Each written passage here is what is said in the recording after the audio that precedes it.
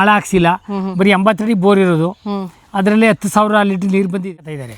So ಇದಕ್ಕೆ ಮುಂಚೆ ನಮ್ಮ ಬೆಂಗಳೂರಲ್ಲಿ ಗೊತ್ತಿರ್ಬೇಕು ಅನ್ಸುತ್ತೆ ನಿಮ್ಗೆ, 70 ರೂಪಾಯಿಗೆ 80 ರೂಪಾಯಿವರೆಗೂ ಹೋಗಿತ್ತು. ಅಲ್ಲಿ 70 ರೂಪಾಯಿ ಇದ್ದಾಗ ಇಲ್ಲಿ 30 ರೂಪಾಯಿ ಆಗ್ತಿತ್ತು. ಬಟ್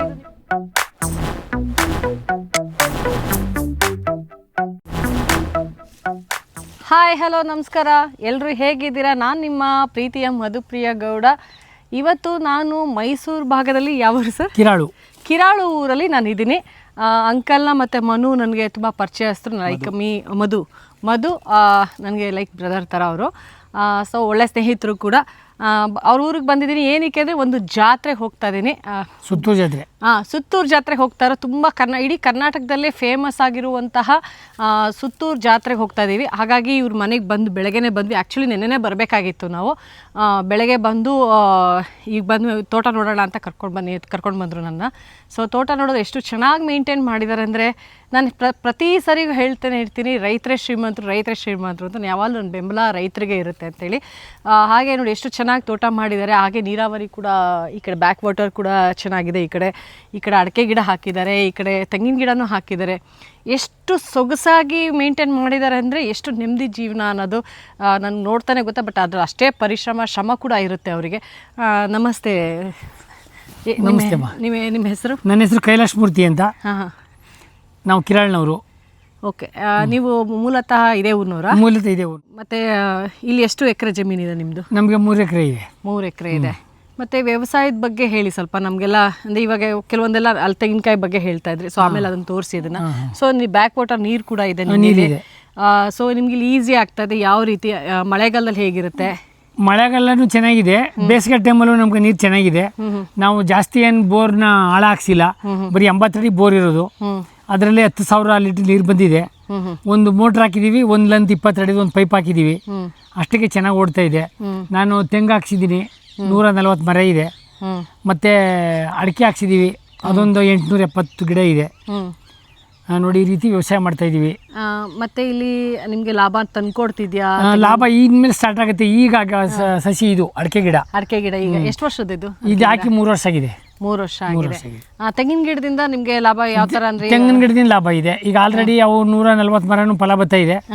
ಒಂದು ವರ್ಷಕ್ಕೆ ಒಂದು 2-2.5 ಲಕ್ಷ ರೂಪಾಯಿಗೆ ತೋಟ ಮಾಡ್ತೀವಿ.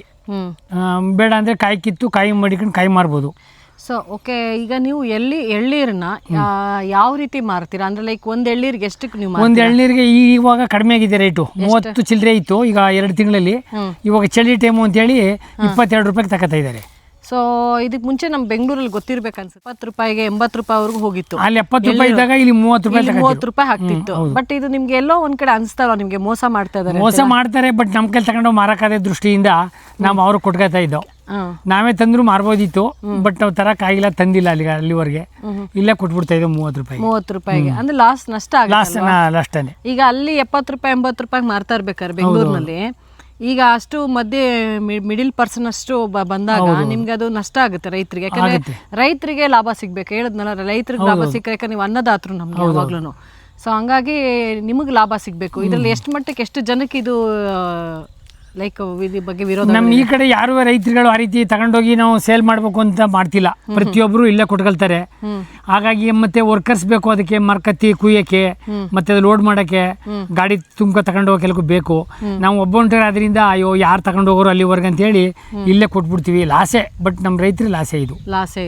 ಸೊ ಅಲ್ಲೇ ಅಲ್ಲಿ ಒಂದಿಷ್ಟು ಡಬಲ್ 3 ಪಟ್ಟಷ್ಟು ಸೇಲ್ ಆಗ್ತದೆ.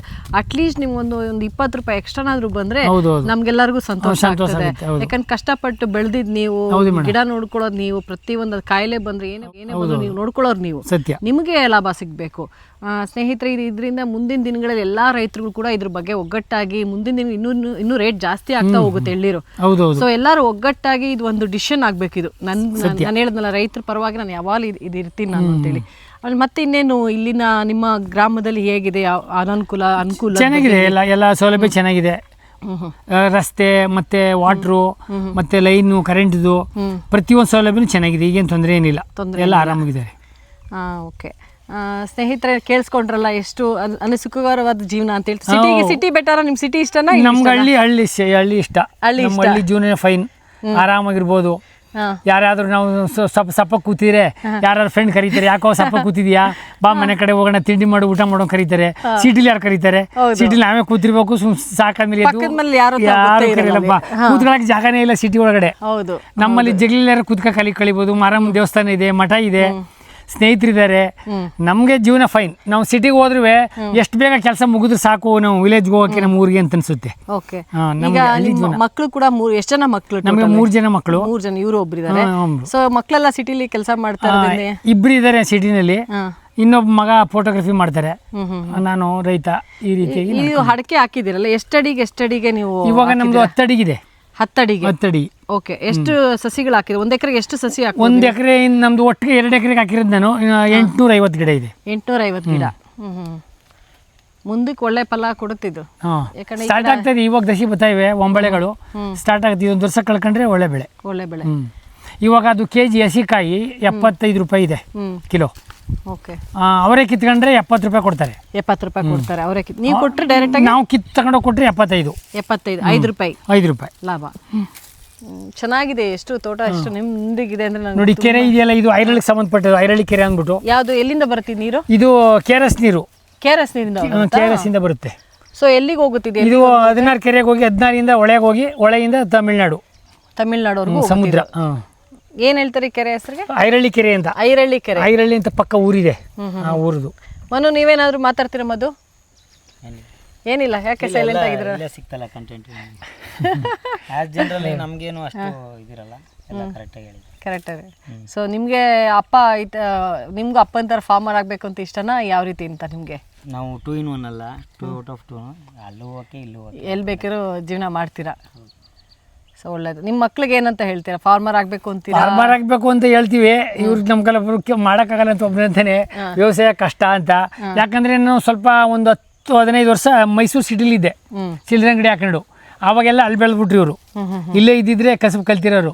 ಹಾಗಾಗಿ ಇವರು ಮಾಡ್ಬೇಕು ಅಂದ್ರೆ ಸ್ವಲ್ಪ ಹಿಂದೆ ಮುಂದೆ ನೋಡ್ತಾರೆ. ನೋಡಿ, ನಮ್ಗೆಲ್ಲ ಸಿಕ್ಕರ್ ಸಾಕು, ಚಿಕ್ಕದು ಸಿಕ್ಕರ್ ಸಾಕು. ನಾವು ಹೋಗ್ಬಿಟ್ಟು ನಮ್ಮ ಊರಿಗೆ ಹೋಗ್ಬಿಟ್ಟು ಮಾಡ್ಸಕ್ಕೆ ಹೆಂಗೆ ಇಷ್ಟಪಡ್ತೀವಿ, ಮಾಡ್ಬೇಕು, ಬಿಡಬಾರ್ದು. ಮಾಡ್ಬೇಕು. ಸೊ ಯಾಕಂದ್ರೆ ಇದು ನಮ್ಮ ಕುಲದಿಂದ ಬಂದಿರೋವಂಥದ್ದು. ಇದು ರೈತರು ನಾವು ಇನ್ನೂ 10-20 ವರ್ಷ ಆದ್ರೆ ಎಲ್ಲ ಹಳ್ಳಿನೇ ನೋಡ್ತಾರೆ. ಆಮೇಲೆ ವ್ಯವಸಾಯ ಮಾಡ್ಲಿಕ್ಕೆ ಅಲ್ಲೇನು ಇರಲ್ಲ, ಇದೇ ಬೇಕು.